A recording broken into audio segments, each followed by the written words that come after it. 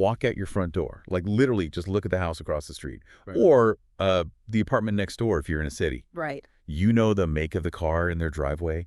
You know exactly when the lawn gets mowed. You probably know the exact color of their curtains, too. Exactly. But if we are being totally honest with ourselves, you have absolutely no idea what kind of actual human reality is happening behind that door. None at all. It is a profoundly unsettling realization when it finally hits you. It really is. Like, you know the geography, right? You've memorized the physical space. Yeah.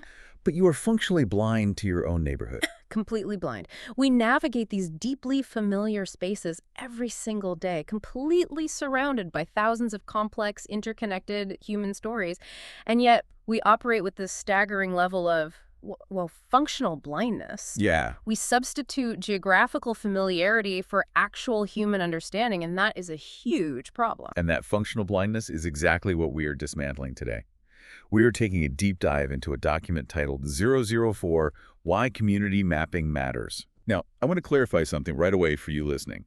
That title sounds incredibly dry. It sounds like a municipal zoning manual or, I don't know, a corporate demographic report. It definitely sounds like something you'd read in a city council meeting. Right. But this text is actually a profound, almost poetic exploration of the concept the author calls sanctified attention. It's a beautiful term. It investigates how institutions, specifically churches, but the sociology here applies to literally any organization, business, or even just you as an individual resident, how they fail the people around them. And it's crucial to point out that they don't fail out of malice. No, not at all. They fail because they suffer from a fundamental crisis of seeing. The material forces a massive paradigm shift in how we observe the world. Okay, let's unpack this core premise, because it completely flips the script on what knowing a community actually means. It really does. While it uses a theological framework directed at faith communities, the underlying psychology is universally applicable. It challenges the default operating system of almost every institution. Because the standard organizational instinct is totally inward-facing. Exactly. The default is always, how do we get people to come into our building? How do we market to them so they join our program? Yeah. But this text demands an outward-facing obsession. Instead of asking how to get people in, it asks, where are people already living? Where are they working? What are they waiting for? And what are they hoping for? The text argues that the deepest, most systemic failures in any community endeavor don't happen with some massive, embarrassing public scandal. They happen quietly. Very quietly. They happen when an institution sits on a street corner for decades and confuses visual familiarity with actual understanding. The psychology of that confusion is what makes it so dangerous. I mean, an organization can occupy the same physical intersection for 50 years. Right. The people inside know the traffic patterns. They know when the local high school lets out and floods the sidewalks. They recognize the regulars at the corner bodega. So they have an enormous amount of surface-level data. Exactly. And because the human brain loves cognitive shortcuts, it takes that surface data and tricks the observer into concluding, oh, we know this neighborhood. But the text argues that a place can be physically immediate and completely invisible at the exact same time. That's the paradox. The institution is blind to the grief, the crushing financial instability, the severe isolation, or even the hidden resilience of the people walking right past their front doors. It's like living next to a neighbor for a decade. You see their car in the driveway every morning, but you never see them at the summer block parties. Right, they're never out on their porch on a Saturday afternoon. Yeah. And your brain takes that visual data, the car, the absence at social events, and it immediately crafts a narrative. You label them as antisocial. You assume they are cold, distant, maybe a little arrogant. Exactly. Only to find out years later that they work back-to-back night shifts at a local hospital to pay for a sick relative's medical care. Oh, wow. Yeah. Your eyes process the physical reality, but your brain created a fiction to fill in the blanks. We substitute our lazy assumptions for actual observation, because observation takes work. What's fascinating here is that the text frames that substitution not just as an inefficiency, but as a moral failure. It calls it a crisis of misseeing. A crisis of misseeing. Right. When we rely on those cognitive shortcuts, we are engaging in a brutal form of reductionism. Think about how organizations typically map a neighborhood. They pull up census data. Exactly. They pull up the data and start applying demographic labels. They look at a map and say, okay, well, this area is low income. This zone is transient youth. This sector is unreached professionals. And the text argues that reducing complex human beings to demographic labels is a failure to honor their inherent dignity. Or, in the text's language, the image of God. Assumptions flatten real people into manageable but totally inaccurate concepts. Because it flattens them out entirely. It takes a chaotic, beautiful, suffering human life and turns it into a tidy cell on a spreadsheet. And let's be honest, organizations love spreadsheets. They do. Spreadsheets don't have complicated work schedules. Spreadsheets don't cry. They are incredibly easy to manage. That is the exact allure of the label. It protects the observer. If I label your night shift neighbor as antisocial, I have completely insulated myself from the hard, messy obligation of empathy. It gives you a pass. Right. The label gives me permission to ignore them.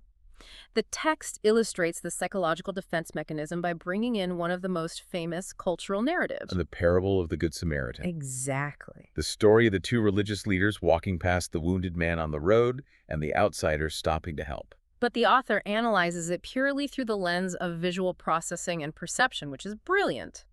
The priest and the Levite physically processed the visual data of a bleeding human being on the side of the road. Their retinas absorb the exact same light as anyone else's. Yes. But their brains applied a filter. They perceived inconvenience. They perceived a risk to their schedule. They perceived a violation of ritual purity laws. So they just saw a variable that needed to be avoided. Precisely. The Samaritan looked at the exact same physical reality and perceived a neighbor. Wow. The author argues that community mapping isn't about gathering more data. It's a discipline of mercy. It is actively training your eye to override your brain's default filters so you see a human being whose reality demands a response. Instead of just a demographic nuisance, I want you to think about your own daily commute for a second. When you drive past that specific apartment complex, or you wait at that specific bus stop. What is the automatic one-word label your brain assigns to the people standing there? Yeah. Are you calling them yuppies? Are you calling them sketchy? Are you calling them hipsters? And is that label acting as a shield? Exactly.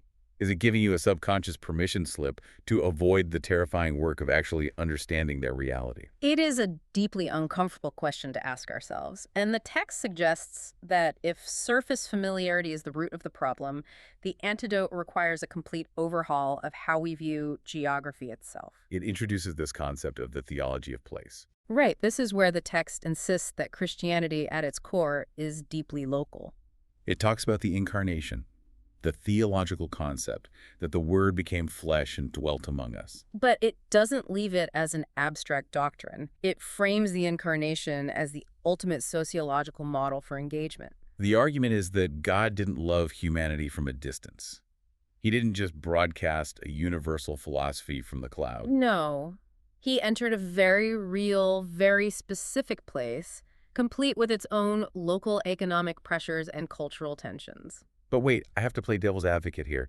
Isn't the core message supposed to be universal? Why get so bogged down in the hyperlocal details of a single street corner? It's a fair question. Doesn't that limit the scope? If you are running an organization, you are taught to look for scalability. You want a message or a program that reaches the widest possible audience. And that tension right there, between scalability and specificity, is the graveyard of so many organizational efforts. Because it just doesn't work. The text addresses this calmly. It explains that universal truths only take root in particular realities. Generalizing your approach is actually a guaranteed way to reach no one. If you try to speak a universal truth to an abstract, statistically averaged idea of a human being, your message will just bounce off the actual human being standing in front of you. Exactly.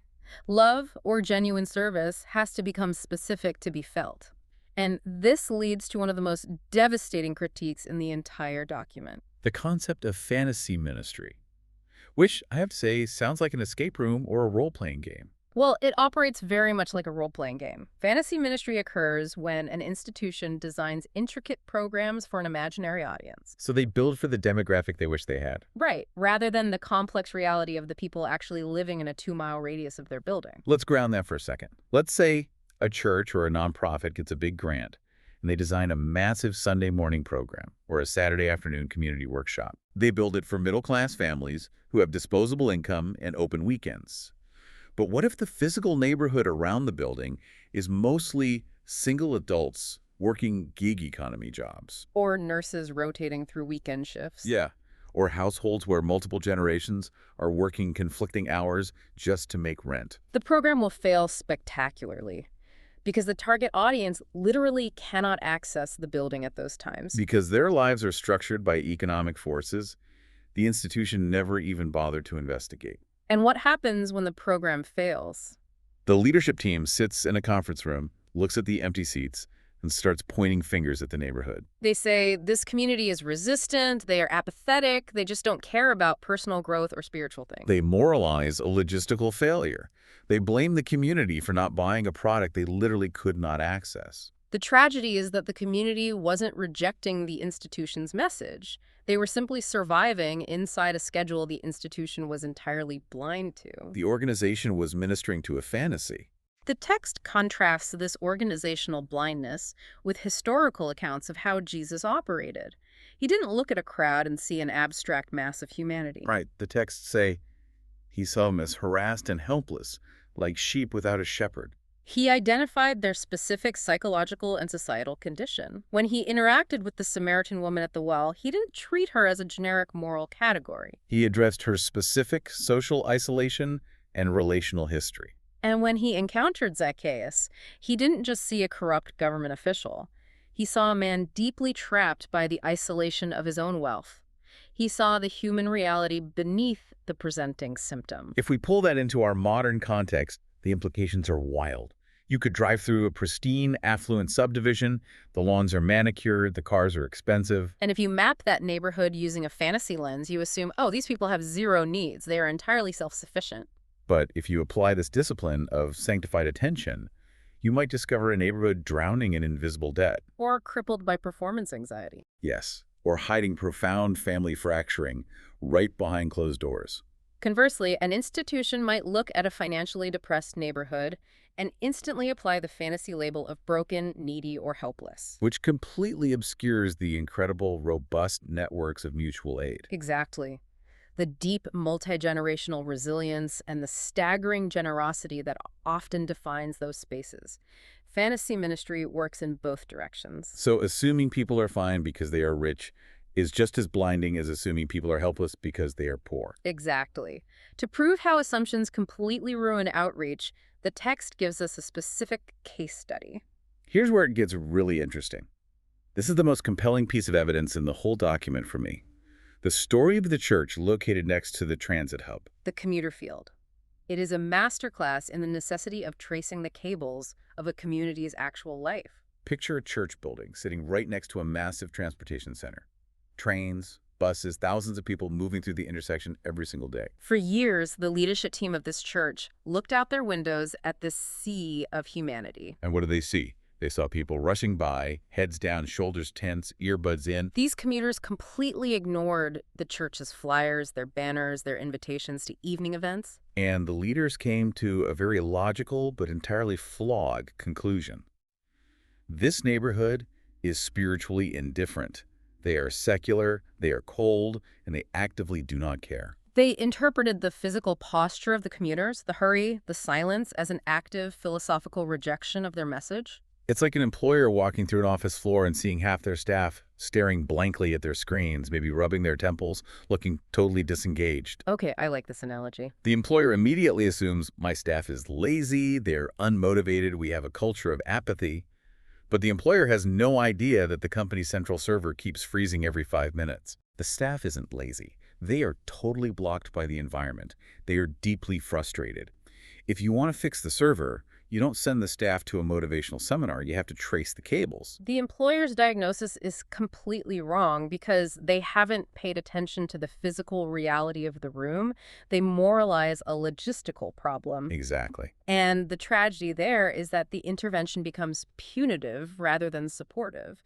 They start instituting stricter rules instead of just fixing the server. And the church, in this case study, was doing the exact same thing. They were judging the spiritual character of a neighborhood based on a logistical reality they hadn't bothered to investigate. The text drops a brilliant insight here, an absolute paradigm shifter. Fatigue is not indifference. Survival mode is not hard-heartedness. Let me repeat that. Fatigue is not indifference. We mistake exhaustion for apathy. It changes the entire calculus of human interaction. When the leadership of this church finally decided to drop their assumptions and actually pay attention to the transit hub, everything changed. They went out and observed the intersection at different hours. Yes.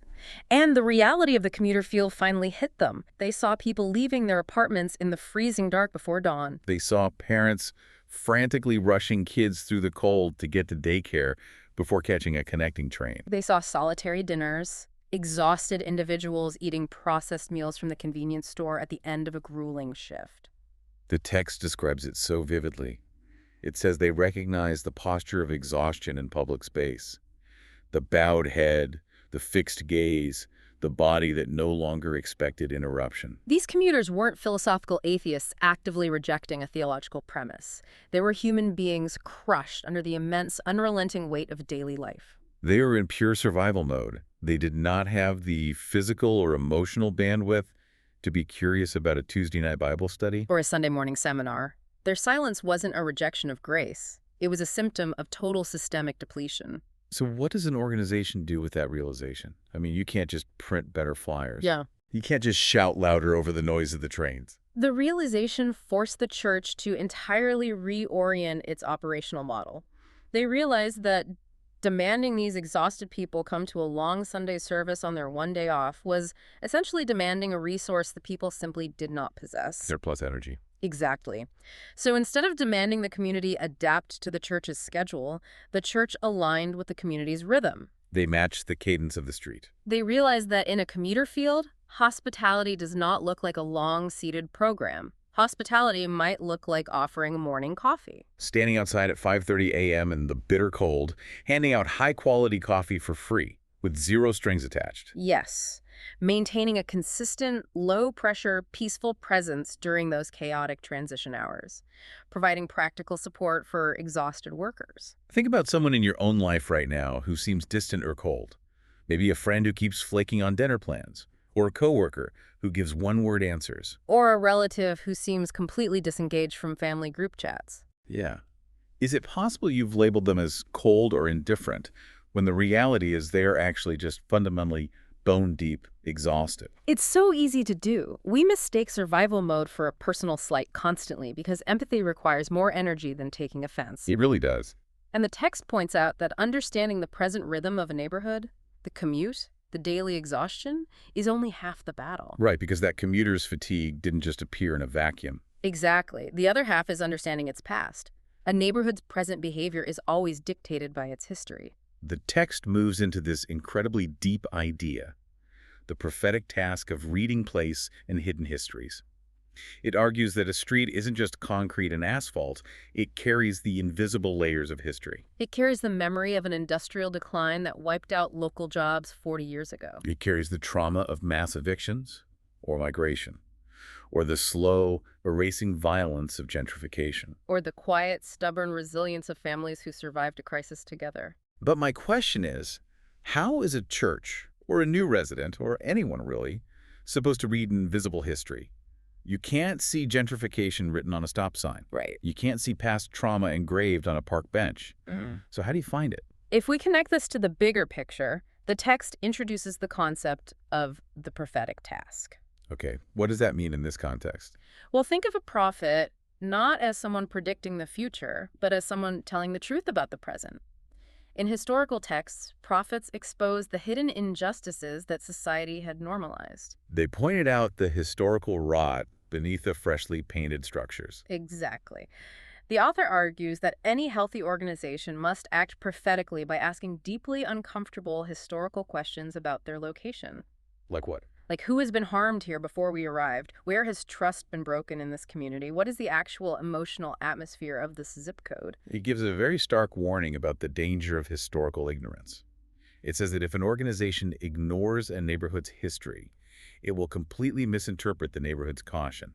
Because if a community has a 50-year history of being manipulated by developers or let down by institutions, they are naturally going to be highly suspicious of a new organization making big promises. Right. They're going to keep their distance. And if the new organization ignores that history, they will view that suspicion as spiritual apathy or unfriendliness. When it's actually just a well-earned survival instinct. Yes. It is the scar tissue of a community that remembers what happens when outsiders make big promises. To try and bypass past that caution without acknowledging the historical wound is basically malpractice. You're treating the defensive flinch without asking who threw the last punch. So to actually pull this off, to see the exhaustion, the history, the actual people, the organization must fundamentally change its center of gravity. This is the massive pivot the text demands, the shift from inward gravity to outward discernment. The author points out that modern institutions generate an intense, almost inescapable inward gravitational pull.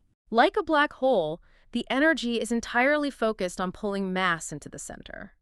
The default question is always, how do we get people to come to us? How do we fill the seats? The text argues for a new question. Where are people already living, working, waiting, and searching? Yes. I have to play devil's advocate here again, though. Go for it. If an organization shifts its focus entirely to just being present at a bus stop or a park, how do they measure success? Doesn't an institution need people to actually show up in the building to survive? It's a very common pushback, and I appreciate it. The text addresses this fear by drawing a sharp distinction between present-centered ministry and program-centered ministry. Program-centered being the anxious one that needs immediate attendance. Right. It needs those butts in seats by Sunday to justify the budget on Monday. But present-centered ministry operates on a completely different timeline. The text argues that presence creates credibility. And the trust grows gradually. Extremely gradually. The kingdom of God works like leaven hidden in dough, or a tiny mustard seed growing in the dark. It is hidden, cumulative, and remarkably slow. It's a totally different game. The text actually redefines what fruit looks like in this new paradigm. It destroys the old metrics. Yes. Fruit might be a repeated recognition before dawn from that commuter. Fruit might be a shift worker, finally stopping to ask for a favor or a prayer after 6 months of just silently taking the coffee. Fruit might simply be a neighbor at the local park sitting down next to you and saying, you know, no one usually notices me here. Wow. The profound moral power of simply being seen by an institution that doesn't just want to process you as a number. It is incredibly rare in our modern society. Okay, this sounds beautiful in theory, but how do you actually execute this? I know listeners are wondering how to do this without feeling like a creep staring at people. The text gives us a literal playbook. It transitions from this high-level philosophy into a very practical, step-by-step guide called the First Glance Community Scan. I love this part.